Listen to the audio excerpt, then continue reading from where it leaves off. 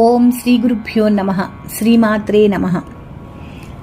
ప్రాతస్మరామి లలితావదనారవిందం బింబాధరం మృదులమౌక్తికశోభినాసం ఆకర్ణదీర్ఘనయనం మణికుండలాఢ్యం మందస్మితం మృగమదోజ్వలఫాలదేశం. శరన్నవరాత్రులలో 6వ రోజైన ఈ రోజున మనం దుర్గమ్మను లలితా పరమేశ్వరి అలంకారంలో దర్శిస్తున్నాం.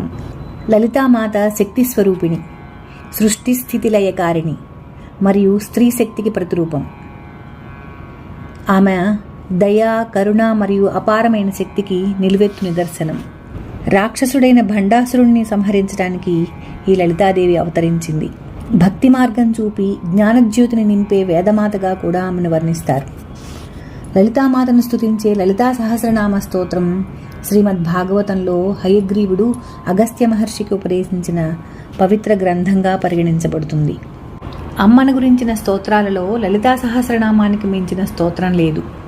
ఇందులో సకల యంత్ర, తంత్ర, మంత్ర, యోగ రహస్యాలు నిగూఢంగా నిక్షేపింపబడి ఉన్నాయి.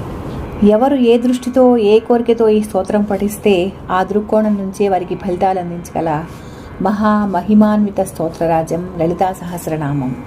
కర్మ మార్గాన్ని, భక్తి మార్గాన్ని, ఉపాసనా మార్గాన్ని, జ్ఞాన మార్గాన్ని అందించే ఈ స్తోత్రంలో అమ్మవారి బాహ్య సౌందర్య వర్ణనతో పాటు మూర్తామూర్త స్వరూప వర్ణన కూడా ప్రక్షిప్తం చేయబడింది.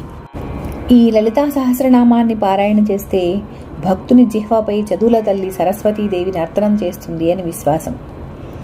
శత్రువులపై విజయం సాధించే రీతిలో వాక్చాతుర్యం ప్రసాదిస్తుంది అని నమ్మకం. శ్రీ లలితా సహస్రనామ పారాయణంతో సమస్త దోషాలు తొలగిపోతాయి. ఇంకా శ్రీ లలితా సహస్రనామ పారాయణంతో సమస్త దేవతల అనుగ్రహము లభిస్తుంది. ఇంట్లో కానీ లేక వ్యాపార సంస్థల్లో కానీ వాస్తు దోషం కనుక ఉన్నట్లయితే రోజు లలితా సహస్రనామాలను గట్టిగా చదివితే వాస్తు చెడు ప్రభావాలు ఉండవని, గర్భవతులు రోజు లలితా సహస్రనామాన్ని చదివితే గర్భదోషాలు తొలగి జన్మించే పిల్లలు ఆరోగ్యంగా ఉంటారని దైవజ్ఞుల మాట. ఒక్క మాటలో చెప్పాలంటే శ్రీ లలితా సహస్రనామాల మహిమ అనంత ఫలితాన్ని ఇస్తుంది. శ్రీ లలితా సహస్రనామాలు రహస్యమయాలు. అపమృత్యుని, కాలమృత్యుని కూడా పోగొడతాయి. రోగాలను నివారించి దీర్ఘాయుర్దాయాన్ని ప్రసాదిస్తాయి. సకల సంపదలను కలిగిస్తాయి. శ్రీమాతా శ్రీ మహారాజ్ఞి శ్రీమత్ సింహాసనేశ్వరి చిదగ్నికుండ సంభూత దేవకార్య సముద్యత. దేవకార్యాన్ని నెరవేర్చడం కోసం ఈ దేవి చిదగ్నికుండంలో